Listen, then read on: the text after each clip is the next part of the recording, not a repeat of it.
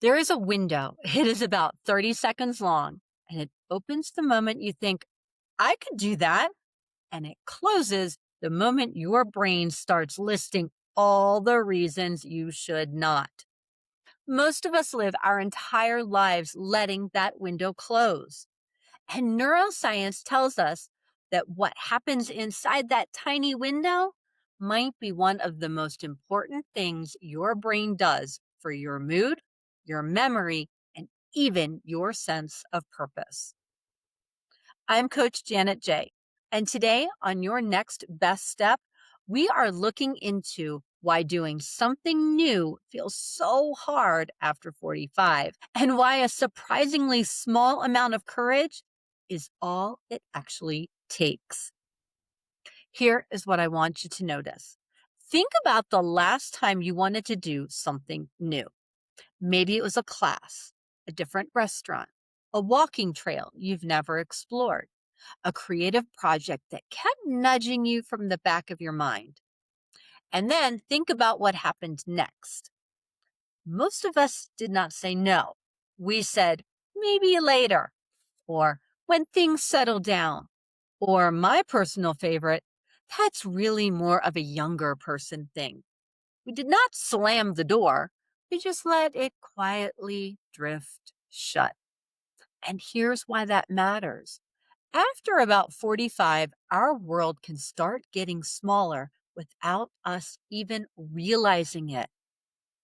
Not because we want it to, because life is full, because our routines are efficient, because we are managing a lot, caring for someone you love, keeping the household running, showing up at work, holding it together spiritually. Who has the bandwidth to add something new? So we default to the familiar. Same routines, same meals, same conversations, same rhythms. And there's nothing wrong with rhythm. Rhythm is good. But when the familiar becomes the only thing, something starts to feel flat. And we cannot always name it. Some women describe it as restlessness. Others call it boredom, though that word feels a little too simple. Some say, I feel fine. I just don't feel alive. If any of that resonates, this episode is for you. So, what is actually happening in our brains when we encounter something new? Neuroscience research has established a clear connection between novelty and the brain's dopamine system. A landmark framework published in Neuroscience and Biobehavioral Reviews by Dr. Emra Duzel and colleagues showed that novel experiences activate dopamine pathways originating in the midbrain, the same system involved in motivation, memory formation, and the drive to explore. They called it the NOMAD model, novelty-related motivation of anticipation and exploration by dopamine. And here is the part that matters for us. As we age, these dopamine pathways naturally decline, which means we get less internal reward from new experiences. So we seek them out less, which means even less stimulation. It's a cycle that quietly narrows our world. More recently, in 2020, researchers at Leuven in Belgium published findings in the journal Neuron, confirming that novelty directly activates dopamine neurons and that this activation is what speeds up learning. When they blocked the dopamine response to new stimuli, learning slowed down. When they let it happen naturally, learning accelerated. The brain is literally designed to light up when it encounters something unfamiliar. And that is not random. I think God wired us that way on purpose. Isaiah 43:19 says, See, I am doing a new thing. Now it springs up. Do you not perceive it? I am making a way in the wilderness and streams in the wasteland. I love this verse because God does not say, I did a new thing once, a long time ago. He says, I am doing a new thing, present tense, ongoing, springing up right now. And then he asks this almost playful question. Do you perceive it? As if he knows we might miss it. As if he knows we might be so locked into our familiar patterns that we could walk right past the new thing he is unfolding. So the science says your brain is wired to come alive with novelty. And scripture says God is actively making things new. The question is whether we will notice and whether we will step toward it. Now, I want to pause here because I know what some of you are thinking. Janet, I can barely keep up with what is already on my plate. You want me to add something new? I hear you. And I'm not asking for a big overhaul. I'm not suggesting you sign up for a marathon or learn a new language by Friday. I am talking about a single, small deviation from the usual.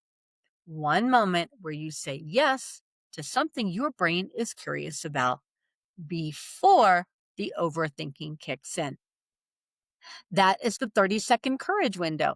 It's the space between, that sounds interesting, and never mind. And that window is where things change. Let me show you how one small new thing touches all 4 pillars of your health. Mentally, novelty strengthens cognitive flexibility. Your brain forms new pathways when it processes unfamiliar information. This is how we stay sharp, not by doing the same crossword puzzle every day, but by asking our brains to navigate something it hasn't seen before. Emotionally, doing something new gives you a sense of agency. It reminds you that you are not just managing life, you are still choosing it. That matters deeply, especially in a season where so much feels out of your control. Physically, new activities often involve movement in ways we do not expect. A different walking route has different terrain. A cooking class has you on your feet. Even rearranging a room gets your body working in unfamiliar patterns. Spiritually, when you step into something unfamiliar, you have to rely on God in a different way. The familiar lets us operate on autopilot. The new invites us to lean in and ask, God, what are you doing here? That is exactly the posture of Isaiah 43:19. Eyes open, heart attentive, ready to perceive something fresh. So here is your next best step for this week. Choose one small new thing.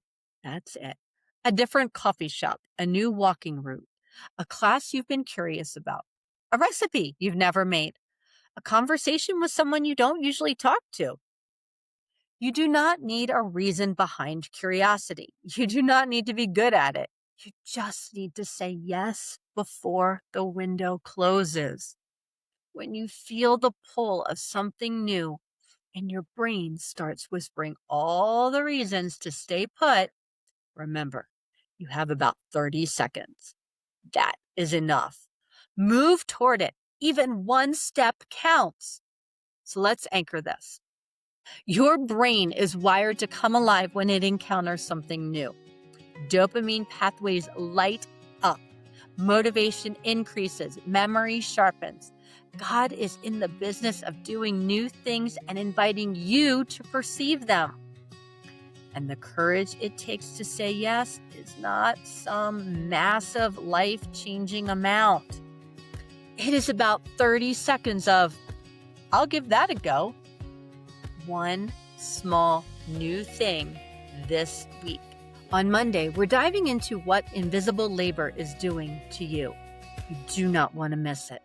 Follow or subscribe wherever you are listening or watching so you don't miss an episode. And if you have a moment, a rating or review makes a real difference. It helps other women find this show, and I'm so grateful for everyone. I will see you Monday. Take your next best step.